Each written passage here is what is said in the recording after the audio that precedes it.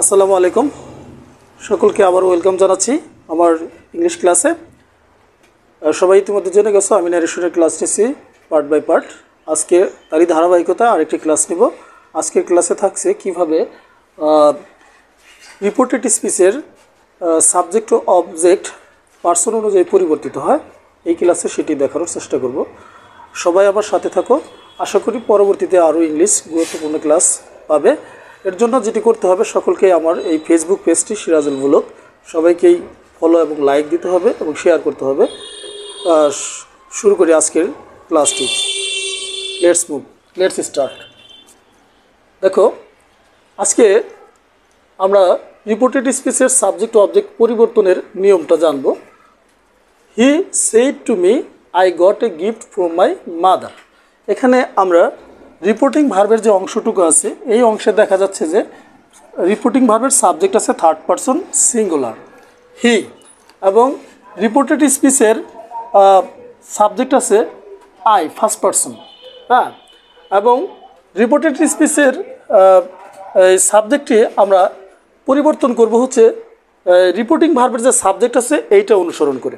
তার মানে রিপোর্টেড স্পিচে যদি ফার্স্ট পারসন থাকে, কি থাকে, রিপোর্টেড স্পিচে যদি ফার্স্ট পারসন থাকে, তাহলে এই ফার্স্ট পারসনটা অবশ্যই রিপোর্টিং ভার্বের সাবজেক্ট দ্বারা পরিবর্তিত হবে। সেটা আমাদের মনে রাখতে হবে। বেশিরভাগ ক্ষেত্রেই অনেক স্টুডেন্ট দেখা যায় এটাই ভুল করে, মিস করে। এই সাবজেক্ট অবজেক্ট পরিবর্তনের ক্ষেত্রে অনেক সময় দেখা যায় যে ইচ্ছাকৃত অনিচ্ছাকৃত যে কোনো কারণেই ভুল হয়। এই জন্য এটা আমাদেরকে গুরুত্ব দেওয়া উচিত। তাই আমরা কি করব, ইনডাইরেক্ট ন্যারেশন করার সময় আমরা প্রথমেই হি, সাবজেক্টটা হি লিখলাম। এখানে সেড টু মি আছে, আমরা টোল্ড মি লিখব, টোল্ড মি। এরপরে যথারীতি আগে আমরা ইতিমধ্যে যে ন্যারেশনের ক্লাস আমরা দেখেছি তার মধ্যে কিন্তু আমরা জেনে গেছি যে এই যে ইনভার্টেড কমাস এর পরিবর্তে দ্যাট হবে। আর যেহেতু রিপোর্টেড স্পিচের সাবজেক্টটি ফার্স্ট পারসন আই আছে, তাহলে এটা কাকে ধরবে, এই থার্ড পারসন হিকে ধরবে। তাহলে এখানে হবে হি। দেখো, এখন একটা টেন্সের ব্যাপার আছে। এখানে পাস্ট ইনডিফিনিট টেন্স আছে, এখানেও পাস্ট ইনডিফিনিট টেন্স আছে। আমরা টেন্সের ব্যবহারটাও ইতিমধ্যে জেনে গেছি যে দুটোই যদি পাস্ট ইনডিফিনিট টেন্স হয় তাহলে রিপোর্টেড স্পিচের টেন্সটা কী হয়ে যাবে, পাস্ট পারফেক্ট। তাহলে এখানে আমরা হি হ্যাড লিখব, হি হ্যাড, হি হ্যাড। তারপরে কি লিখব, গট, গটও লিখতে পারি, গটেনও লিখতে পারি। গট এ গিফট, গিফট কার কাছ থেকে পেয়েছি আমরা গিফটটা, মাই মাদারের কাছ থেকে পেয়েছি। মাই এখানে ফার্স্ট পারসনের আয়ের পজিটিভ ফর্মে আছে। তাহলে আমাদের মাই এখানে কাকে ধরবে, ফার্স্ট পারসন থাকলে এই যে হিকে ধরবে। হি কিন্তু আমার এখানে সাবজেক্টিভ ফর্মে আছে, আর মাই কিন্তু এখানে পজিটিভ ফর্মে আছে। এটা কিন্তু খেয়াল করতে হবে। হি আছে কোন ফর্মে, সাবজেক্টিভ ফর্মে, আর মাই আছে অবজেক্টিভ ফর্মে, পজিটিভ ফর্মে। তাহলে মনে রাখতে হবে, আমরা যখন ফার্স্ট পারসন মাইকে সাবজেক্ট দ্বারা পরিবর্তন করবো হি দ্বারা, তখন হিটাও এখানে কোন ফর্মেটে হবে, পজিটিভ ফর্মে হবে। তাহলে আমরা লিখবো গিফট কার কাছ থেকে পাইছে সে গিফটটা, হিজ মাদার, হিজ মাদার, তার মায়ের কাছ থেকে সে গিফটটা পেয়েছে। এইটা আমরা জানলাম যে রিপোর্টেড স্পিচে ফার্স্ট পারসন থাকলে রিপোর্টিং ভার্বের সাবজেক্ট দ্বারা পরিবর্তিত হয়। এটা একটা রুল গেল। এখন আমরা দ্বিতীয় রুলে চলে যাব।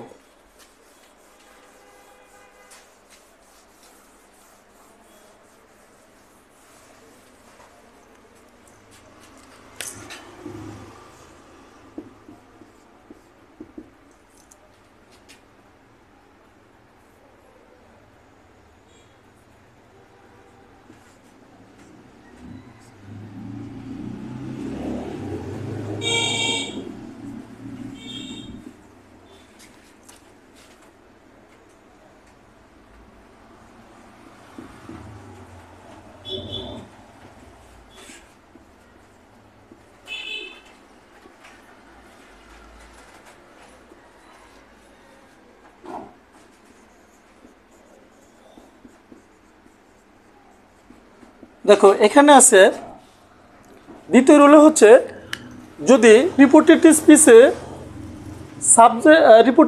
সেকেন্ড পারসন থাকে, রিপোর্টেড স্পিচের সেকেন্ড পারসন থাকলে তাহলে কি করব, রিপোর্টিং ভার্বের যিনি অবজেক্ট থাকবে তাকে সেই অবজেক্ট দ্বারা পরিবর্তিত হবে। তাহলে আমরা এটাকে ইনডাইরেক্ট করব কিভাবে? ইনডাইরেক্ট করার সময় অবশ্যই আমাদেরকে এই বিষয়টা খেয়াল রাখতে হবে। যেমন এখানে যেভাবে আছে আই টোল্ড হিম, আমি তাকে বললাম, আই টোল্ড হিম, আমি তাকে বললাম আই টোল্ড হিম। ইনভার্টেড কমার পরিবর্তে কী হবে? দ্যাট হবে। এখানে রিপোর্টেড স্পিচে আছে সেকেন্ড পারসন, তাহলে এই সেকেন্ড পারসন কাকে দ্বারা পরিবর্তিত হবে? রিপোর্টিং ভার্বের যে অবজেক্ট থাকবে সেই অবজেক্ট, অবজেক্ট আছে কি? হিম, হিম আছে অবজেক্ট ফর্ম। তাহলে আমরা এখানে ইউ আছে সাবজেক্টিভ ফর্মে, হিমকে আমাদের কি করতে হবে? অবশ্যই সাবজেক্ট ফর্ম আনতে। হিমের সাবজেক্ট হচ্ছে হি, হি। আর এখানে যেহেতু এটা রিপোর্টিং ভার্বটা কি আছে? পাস্ট টেন্সে আছে, তাহলে আমাদেরকে অবশ্যই রিপোর্টেড স্পেসটাকে পাস্ট টেন্সে পরিবর্তন। এটা প্রেজেন্ট ইনডিফিনিট টেন্স আছে, তাহলে আমরা কী করবো? হি ওয়াজ, হি ওয়াজ, হি ওয়াজ। কার ব্রাদার? মাই। মাই কাকে ধরবে? এই যে সাবজেক্ট যে আছে মাই, মাই কাকে দ্বারা পরিবর্তন হবে? যদি রিপোর্টেড স্পেস আমরা অলরেডি জেনে গেছি যে ফার্স্ট পারসন থাকলে এখানকার রিপোর্টিং ভার্বের সাবজেক্ট দ্বারা হবে। তাহলে এখানে যেহেতু সাবজেক্টিভ ফর্ম আছে, এখানে পজিটিভ ফর্ম আছে, তাহলে আমরা পজিটিভ ফর্ম নেব। দ্যাট হি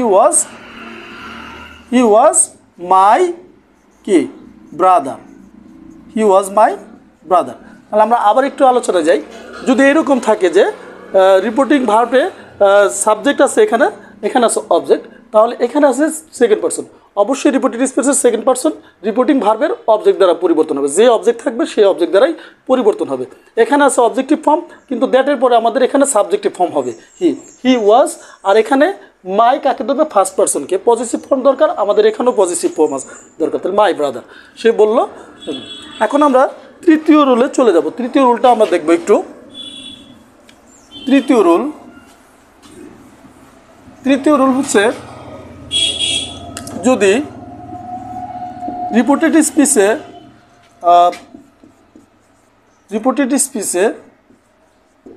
থার্ড পারসন থাকে, তাহলে ইনডাইরেক্ট নারেশন করার সময় সাবজেক্ট এর কোনো পরিবর্তন হবে না। He said to me, he has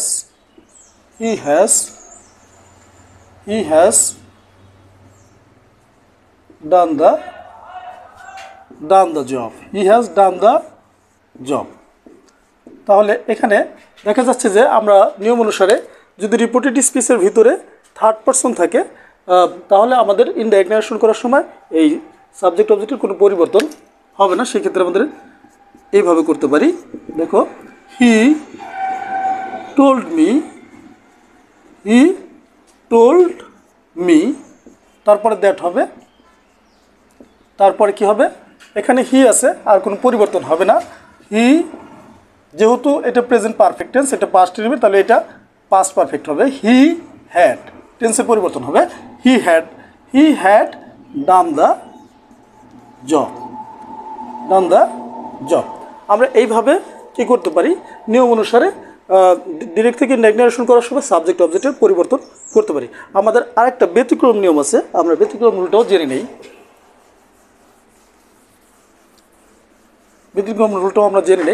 এরকম,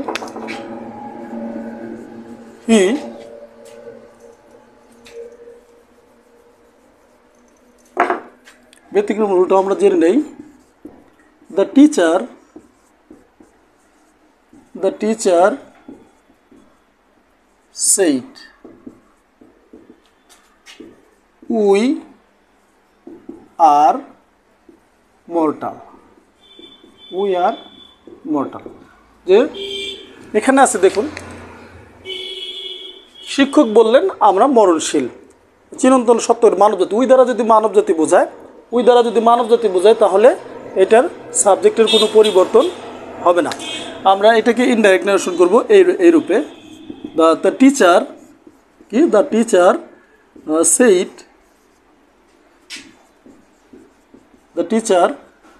সেইড, তারপরে দ্যাট, যা আছে তাই হবে। এখানে টেন্সেরও পরিবর্তন হবে না, এবং এখানে কি হবে না? টেন্সেরও পরিবর্তন হবে না, সাবজেক্টেরও পরিবর্তন, কারণ চিরন্তন সত্য আর উই দ্বারা মানবজাতি বোঝায়, সেই জন্য সাবজেক্টের পরিবর্তন হবে না। That we are